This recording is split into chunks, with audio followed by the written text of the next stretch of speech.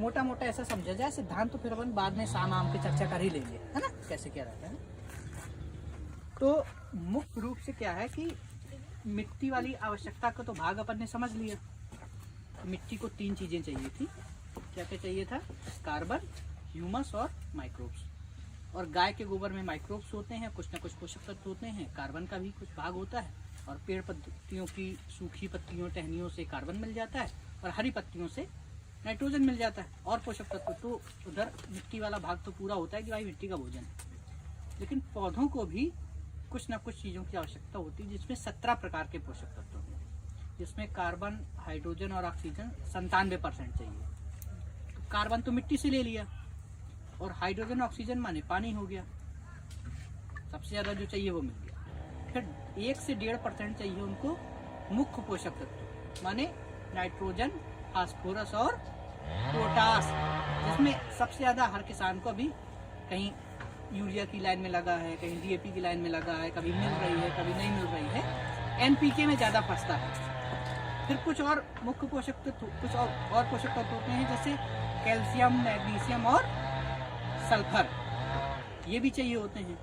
और फिर कुछ सबसे गौण लेकिन आवश्यक है, जैसे क्लोरीन, मॉलिब्डेनम, बोरान, जिंक, ये इस प्रकार की चीज़ें चाहिए कि नहीं चाहिए, आयरन, है ना, जैसे जिंक के तो अपन डालते हैं खेत में, ये सब भी चाहिए। तो अब ये कैसे पूरा होगा? एक तो ये है कि बढ़िया बहुत अच्छे प्रकार की कंपोस्ट बनाई जाए, उसमें ज़्यादा से ज़्यादा प्रकार के पशुओं का मल शामिल रहे, ताकि हर प्रकार की अधिकता होती है ना। चिड़िया चुनमुन के बीट में कैल्शियम, फास्फोरस मिल जाता है, गाय में माइक्रोब्स, गोबर में, भैंस में कार्बन, इस प्रकार से सारी चीज़ें उसमें आ जाएंगी। और उतनी ही प्रकार की वनस्पतियों का, माने विविध प्रकार की वनस्पतियों का प्रयोग करें कंपोस्ट, तो मिट्टी समृद्ध हो जाएगी। तो कुछ पोषक तत्व पौधे उससे ले ही लेते हैं ज़्यादातर, शेष जिसकी आवश्यकता है। और अपने को वर्तमान में जिसके जैसे खासकर यूरिया का विकल्प चाहिए, नाइट्रोजन का, डीएपी का विकल्प चाहिए, पोटास का विकल्प चाहिए। और पेड़ों में, पौधों में जो बीमारियां आती हैं, अब उसने कहा पेड़ तो बढ़िया चल रहा था, लेकिन अचानक से इल्लियों का धावा हो गया, या कोई भी कीटों की अधिकता हो गई, और वो फल बेकार हो रहा है, पौधा बेकार हो रहा है, तो उसके निदान चाहिए। ये 2-4 चीजें हमको मुख्य रूप से चाहिए।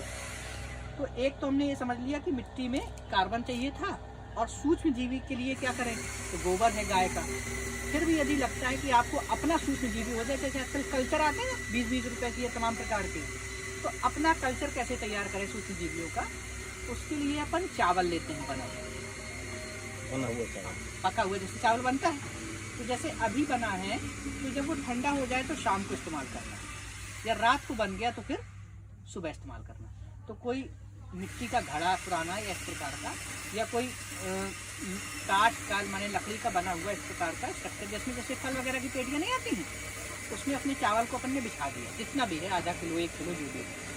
और खेत के ऐसे किसी कोने पे ऐसी जगह रखा जहाँ कभी यूरिया डीएपी का प्रयोग नहीं होता है, जैसे कुछ झाड़ियाँ रह जाती हैं, है ना, कुछ इस प्रकार की, या खेत के पास में कोई आपके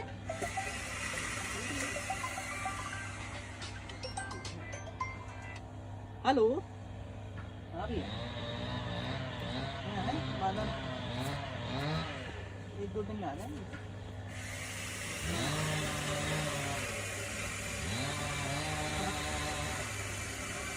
अरे है, मतलब अभी मैंने मोबाइल की दे दिए थे ना, 15-16 मोबाइल खरीदा था, नहीं है तो पड़े हैं 5-6 हज़ार, लेकिन कुछ हमारा चलेगा नहीं, ठीक है।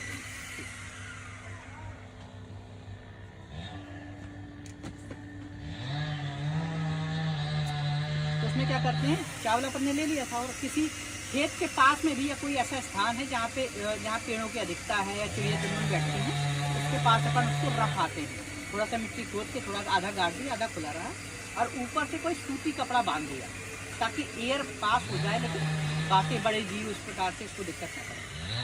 2-3 दिन में जब दोबारा जाएंगे तो उसमें क्या होगा कि सफ़ेद खूब सारा फंगस जैसा आपको दिखेगा, माने माइक्रोब्स आ गए हैं, जो भी इस क्षेत्र के माइक्रोब्स थे उसको खाने माइक्रोब्स आ गए चावल में। हाँ, चावल को 3 दिन में उसको ले आइए।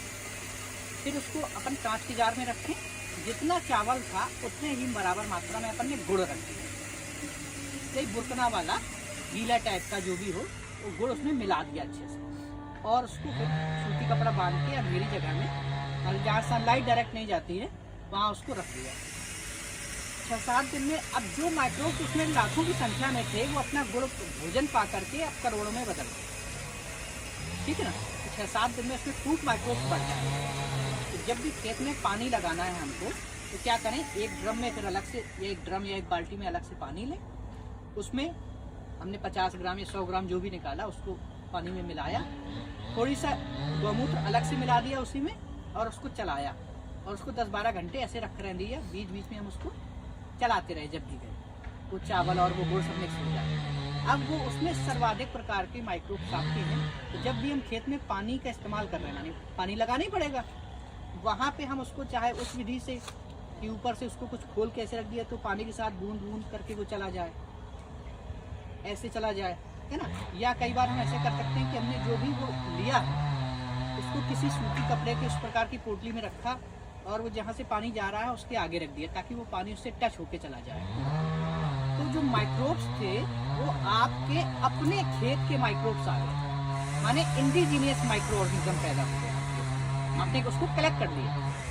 तो अब आपका जो माइक्रोब्स है वो खेत में आपके जाकर के मिट्टी को उर्वरा बनाएगा, मिट्टी में और जो माइक्रोब्स हैं जो इनएक्टिव हो गए हैं उनको एक्टिव करने में मदद करेगा, और खेत में सूक्ष्म जीवियों की मात्रा को बढ़ाने के काम। चावल और ये इंडिजिनियस है ना। ये कोई तरीके जिस खेत में अच्छा काम और जीवाणु है, हाँ। इस खेत में प्रोसेस करके उस खेत के जीवाणु हम ले सकते हैं और अपने खेत में यूज कर सकते हैं। तो मुख्य काम क्या है कि खेत के जीवाणुओं को ही जिंदा करना, ये मिट्टी वाला भाग है। क्योंकि अभी खेत के जीवाणु ही तो खत्म हो गए हैं मिट्टी के, ठीक है ना। अच्छा, बाहर के जो कल्चर आते हैं वो भी यही काम करते हैं, लेकिन अब मान लीजिए कि उसका कल्चर किसी और गाय के गोबर से या कहीं बना हुआ है, वहाँ के अपने जीवाणु होंगे, और वो आपके यहाँ आए तो कितना काम कर पाएंगे, इसमें हो सकता है कि शंका रहे या सारी चीज़ें नहीं। तो अपने ही खेत का जीवाणु बनाने का ये प्रोसेस है ना। इसका दूसरा इस प्रकार से भी उपयोग कर सकते हैं कि जो जीवाणु हमने कलेक्ट कर लिया उसी का पानी का स्प्रे बनाएं, और जब भी हम कंपोस्ट बना रहे हैं तो उस कंपोस्ट को हमने पानी देना ही है, तो उसी पानी को भी हम कंपोस्ट में दे दें। तो कंपोस्ट में भी वो अपने खेत के माइक्रोब्स माने अपने स्थानीय सूक्ष्मजीवी जीवाणु उसमें चले जाएंगे, उस माध्यम से फिर कंपोस्ट को खेत में डाल देंगे। तो यूज करने के तरीके कितने भी हो सकते हैं, लेकिन स्थानीय सूक्ष्मजीवियों को कलेक्ट करने का ये तरीका है। ठीक है भैया। चावल कर दिया, चावल से फंगस लगी, वो फंगस में हमने गुड़ चावल मिलाया। से मतलब वो माइक्रोब्स आ गया। हाँ, मैंने कहा है फंगस जैसा, लेकिन वो माइक्रोब्स ही वो माइक्रोब्स ही होते, फंगस फंगस तो उसमें गुड़ मिक्स करा, वो मल्टीप्लिकेशन होगी, फिर आगे फर्दर बस पानी के साथ घोल करके, गौमूत्र के साथ उसको घोल करके थोड़ा सा, और आगे किसी भी प्रकार के खेत में जैसे अभी करते हैं ना कि 200 लीटर के ड्रम में उसकी मल्टीप्लिकेशन कर दो, वो प्रोसेस हो जाए। वो तो अपने खेत कितना है उसके हिसाब से करते रहिए भाई। अब इसमें कौन किसके कहेगा कि कितना खेत है, तो जिसको जितनी आवश्यकता है उतनी आवश्यकता में हम कह रहे हैं। ऐसे भी मान लें कि 200 लीटर का ड्रम हो गया, उसमें 200 लीटर के ड्रम में 200 ग्राम हमने वो औसतन निकाला, उसको घोला, उसमें 1 लीटर अलग से गौमूत्र मिलाया और उसको फिर बना दिया, तो वो पूरे 200 लीटर पानी में वो जीवाणु हो गया। इसको क्या बोलेंगे, कौन सी विधि बोलेंगे IMO, इंडिजीनियस माइक्रो ऑर्गेनिज्म, स्थानीय सूक्ष्मजीवी को कलेक्ट करने की ये विधि है। क्योंकि यही पूरी की पूरी आपकी जो खाद है उसको प्रोसेस करने का जो तरीका है ये जीवाणु ही करते हैं। जरूरी ऐसी जगह हो जहाँ पर ये सब केमिकल्स ना गए हो, जिसमें जीवाणु वहाँ के जीवाणु खींच के अपने खेत में लिया हो तो वो काम करते हैं, है ना। मुख्य रूप से जो कल्चर आते हैं वो भी यही काम करते हैं, है ना। नहीं, क्योंकि खेतों में ऐसी जगह होती है कि जहाँ वो ऐसी छोड़ी हुई जगह खेतों में या 2-3 खेतों के बीच में कभी कभी कुछ ऐसा रहता है जहाँ पेड़ रहते हैं, जहाँ चिड़िया चुनमुन बैठते हैं, उसके आसपास का माइक्रोब। तो ये अपने मतलब स्थानीय सूती अपन को चावल भी ढक के रखना है। हाँ, किसी सूती कपड़े से उस प्रकार से जिसमें जालीदार कपड़ा हो, माने कोई बड़ा जीव माने बिल्ली गिलहरी ये सब नुकसान न कर पाए, और हवा का इरेशन बना, ठीक है। तो ये सूक्ष्म जीवी को कलेक्ट करने की ये विधि थी। अब मिट्टी वाले भाग में हमने कंपोस्टिंग वगैरह देख लिया। अब पौधे वाले भाग को देखते हैं कि अब यूरिया का विकल्प चाहिए, क्योंकि पौधा बड़ा होता है। हम लोग सबसे पहले क्या करते हैं, आखिरी जुताई के समय में ही यूरिया और DAP दोनों दे आते हैं, ठीक है ना। अब यूरिया और DAP दोनों दे आए तो वो तो आवश्यक है पौधे को, मान लीजिए तत्व के रूप में आवश्यक है, लेकिन ये कोई आवश्यक नहीं है कि उसकी एक ही विधि हो सकती है, यूरिया, DAP या सिंथेटिक रसायन। क्योंकि धरती में तो 78% नाइट्रोजन है ही वायुमंडल में, उसका हम उपयोग कर लें, और उसको उपयोग कौन कर रहा है, उसकी कोई प्रोसेस होगी। तो उसको समझने तो पहली आवश्यकता क्या है कि पौधे को नाइट्रोजन माने पौधे की बढ़वार में और पौधे को हरेपन को बनाए रखने में सहायक हो जाए। एक तो इसकी तैयारी। तो यूरिया का विकल्प अभी आप लोग जीवामृत नाम भी सुनते होंगे, खूब सारी चीज़ें हम भी प्रयोग करते हैं, बहुत सारे लोग प्रयोग करते हैं। तो एक विधि तो जीवामृत ही है ना। जीवामृत आप सब लोगों ने सुना है, सुना होगा, है ना। नहीं सुना है तो उसकी प्रोसेस अभी बता दे रहे हैं। जीवामृत बना रहे हैं हम, लेकिन जीवामृत से भी अपडेटेड एक मॉडल बना लेते हैं। जीवामृत से भी ज्यादा पावरफुल एक चीज बना लेते हैं, उसको संपूर्ण तरल, नाम कुछ भी देना है तो संपूर्ण तरल कर दिया।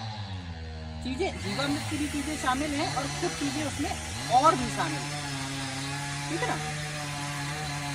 तो उसमें सबसे पहले तो 200 लीटर के हिसाब से बता दें या 100 लीटर के हिसाब से, तो 100 लीटर पानी के हिसाब से उसको अनुपात बना लेते हैं। फिर जितनी आवश्यकता है अनुपात बढ़ाते घटाते रहेंगे। सीधा 1 ड्रम का बता दीजिए। हाँ, सीधे 1 ड्रम, मान लीजिए कि 1 ड्रम में 200 लीटर पानी आता है, तो 200 लीटर में क्या करेंगे, 8 से 10 किलो ताजा गोबर जाएगा।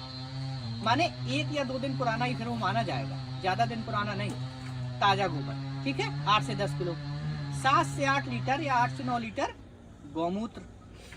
गौमूत्र चाहे जितना पुराना हो चल जाएगा, उसमें जरूरी नहीं कि वो ताजा हो। उसमें 1 से 1.5 किलो या 2 किलो दलहनी दाल का आटा, या अगर नहीं मिलता है आसानी से तो बेसन ही ले सकते हैं, वो दलहन होता ही है। उसके बाद 2 किलो उसमें गुड़ पुराना वाला, ठीक है ना। ये जीवामृत की विधि है। अब इसमें हम क्या करते हैं, इसमें हम 2 किलो ही सरसों की खली वो भी मिला देते हैं, ठीक है ना। आपके पास यदि बकरी की मेगनी है या मुर्गी की बीट है या चिड़िया चुनून की बीट आपने कलेक्ट कर रखी है, उसको भी मिला सकते हैं, ठीक है ना। और मिला करके आपको 3 से 4 दिनों के लिए उसको सबको मिलाना है ना। तो उसको बनाने की जो विधि रहेगी, उसको ऐसा ना करें कि डायरेक्ट 200 लीटर ड्रम का पानी लिया और उसमें सारी चीजें मिलाने लगे। उसको पहले क्या करें, जैसे ये गोबर है, ठीक है ना, ये जैसे गोबर है मान लीजिए, है ना। तो अपन ने क्या किया, गोबर और जो गौमूत्र था उसको अपन ने एक साथ ले करके और उसको अपन ने क्या किया, जैसे बेसन नहीं पकौड़ी के लिए फेंटते हैं, हाँ, उस प्रकार से इसको फेंटा अलग से पहले किसी तसले में या कोई प्लास्टिक का वो रहे, हाँ, उसको खूब फेंटा जैसे, ताकि इसमें जो सॉलिड पार्ट जो गुल्थी है वो सब ना रहे और अच्छे से एक दूसरे से मिक्स हो पाए। तो मेरा आपके अपने हाथ से डालना था बेसन वगैरह थोड़ी सा, है ना। और अभी प्रयोग कर रहे हैं, मान लीजिए थोड़ा सा हमने उसी अनुपात में हम बेसन मिला देंगे, पानी कितना है, ठीक है ना। इसको भी अपन पूरा फेंटेंगे अच्छे से पूरा। अगर कम लगता है गौमूत्र के हिसाब से पानी तो थोड़ा सा पानी भी मिला लेंगे, लेकिन ये अलग से किसी पात्र में हम इसको अच्छे से फेंट लेंगे, ठीक है ना। थोड़ा सा गुड़ डाल दीजिए भैया,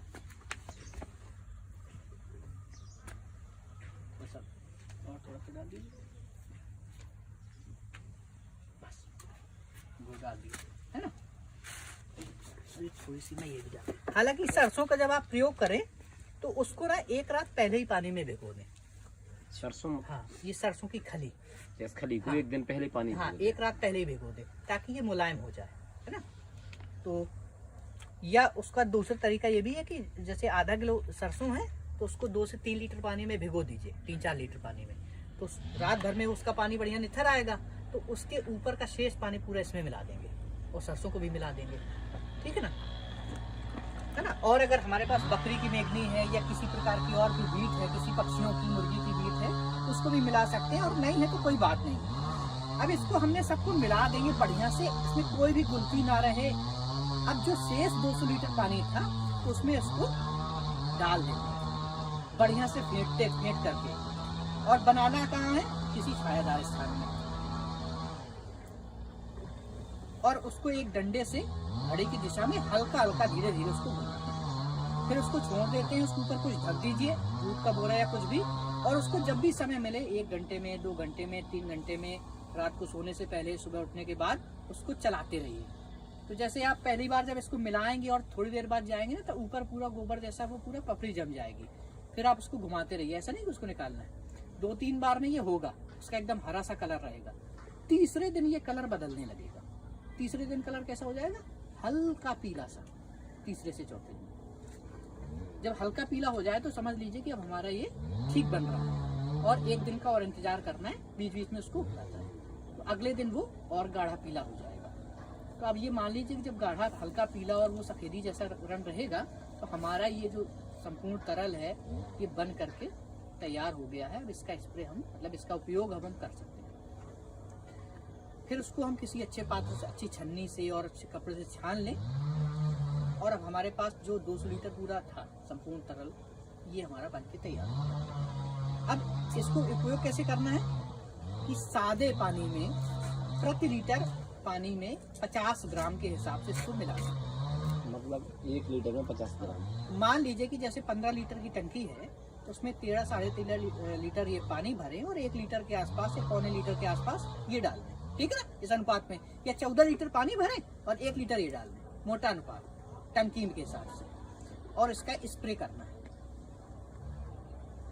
इसका पानी के साथ नहीं देना।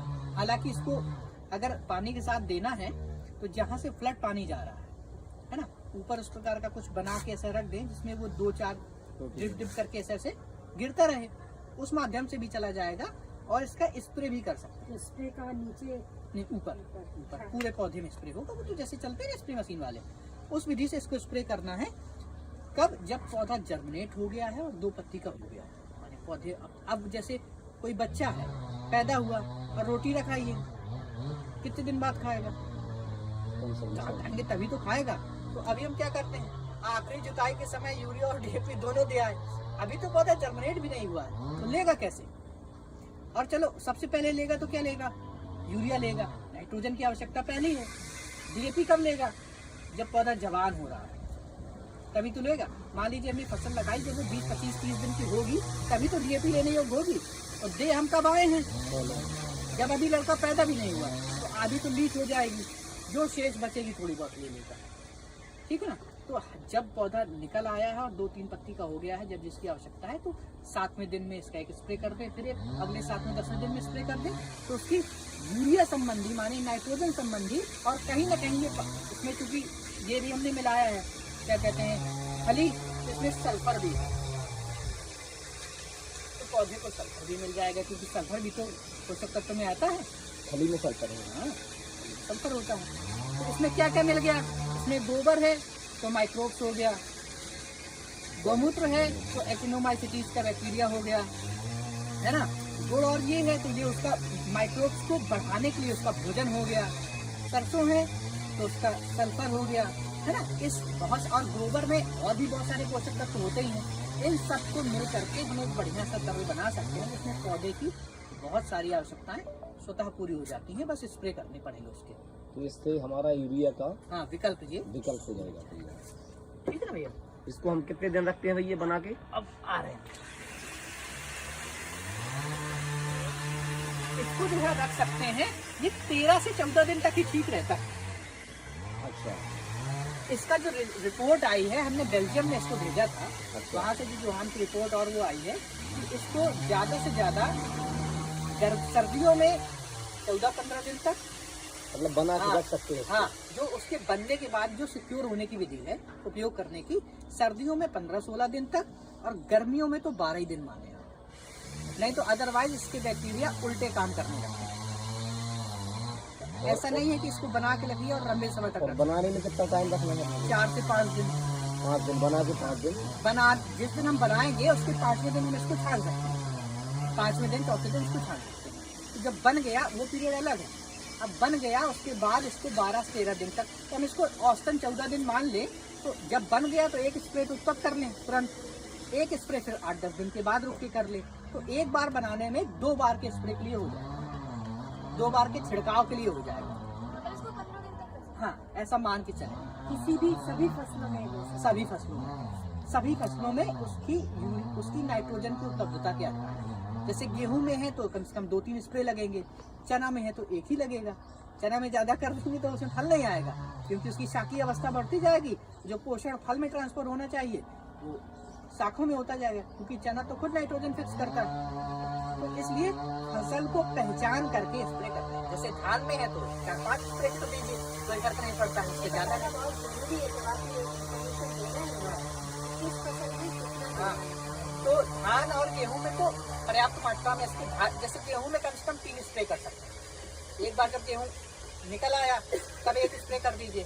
एक बार जब हम 20-22 दिन के बाद जब पानी लगाते हैं 18-20 दिन तब एक स्प्रे कर दीजिए, और एक बार फिर 8-10 दिन बाद स्प्रे कर दीजिए। तो गेहूं में कम से कम 3 स्प्रे कर सकते हैं, ठीक है ना। धान में तो 4 भी स्प्रे कर सकते हैं क्योंकि उसको नाइट्रोजन ज्यादा चाहिए। शेष और चीजों में करना है, मटर है, मसूर है, जो इस प्रकार की चीजें, इसमें एक स्प्रे में भी काम चल जाएगा। एक या बहुत ज्यादा 2, और करने भी है तो फिर उसकी जो हम 1 लीटर में 50 ग्राम मिला रहे थे ना, तो उसकी मात्रा घटा देंगे। तो पहली बार करेंगे तो उसमें पहली बार में तो ठीक रख सकते हैं, क्योंकि पहली बार में जब बच्चा छोटा है तो उसको सबको लगेगा, लेकिन जैसे बड़े हो रहे हैं तो उनकी प्रवृत्ति है, तो उनको फिर मात्रा कम करके स्प्रे कर दें। गेहूं में बराबर मात्रा रखें, धान में चाहे थोड़ी सी बढ़ा भी लेंगे तो कोई फर्क नहीं। शाकभाजियों में नहीं देना। शाकभाजियों में भी दे सकते हैं। मैंने जो पहले क्या करते थे, हम जीवामृत और ये सब अलग अलग बनाते थे। तो एक बार मैंने प्रयोग किया कि जीवामृत तो बना ही था, सरसों की खली अलग से फुलाई बाल्टी में, तो फिर पानी में जितना जीवामृत डालते थे उतना ही सरसों के खली का पानी डाला, और जब स्प्रे किया, जैसे आज स्प्रे किया है सुबह पालक वगैरह में, धनिया वगैरह में, और कल देखा उसका रिजल्ट, तो शानदार चमक बढ़ गई थी। हरापन तो था ही, लेकिन वो जो चमक बढ़ गई थी और उसकी जो मतलब स्वस्थ पौधे को देख करके वो जो बढ़ गया था वो एकदम अद्भुत था। तो उस दिन के बाद से हमने कहा कोई जरूरी नहीं कि हम एक ही साथ सब कुछ बना लें, क्यों अलग अलग उसको रखें। जरूरी थोड़ी कि कोई एक ही नाम हो सकता है, जीवामृत हो सकता है या कोई भी, अपना कोई नाम दे दीजिए। हमको तो क्या है कि पौधा हमारा स्वस्थ रहे, नाम में क्या रखें। खली नहीं है तो वो भिगाया हुआ जो आपने बोला, हाँ, वो खली ही है, खली को भिगो देंगे तो थोड़ा उसका एक्सट्रैक्ट और अच्छा हो जाएगा। हाँ, खली नहीं है। हाँ, खली तो वहाँ होगी जहाँ तेल बनता है। हाँ, बट खली नहीं है आपके पास, तो आप सरसों को भिगा के कर सकते हैं। नहीं, खली मिल जाएगी, मतलब उसको लाना पड़ेगा, चाहिए। हाँ चाहिए, ठीक ना। तो एक तो ये रहा कि इससे हरापन भी रहेगा और पौधे का मजबूत रहेगा, नाइट्रोजन और सल्फर दोनों मिल जाएगा, ठीक है ना। और भी इसके साथ बहुत सारे पोषक तत्व होते हैं, जैसे इसमें जीवाणुओं के लिए भी, जीवाणु भी है, नाइट्रोजन भी है, तो मिट्टी के लिए भी उपयुक्त है और फसलों के लिए भी उपयुक्त है, ठीक है ना। तो ये ठीक है, इससे विकल्प आ जाएगा, है ना। और इसको बीच बीच में कराते रहेंगे, 2 से 3 दिन में ये तैयार हो जाएगा। दूसरा विकल्प जो चाहिए वो DAP का चाहिए। अब इसको वीडियो को बंद करके ना दूसरा चलाना था।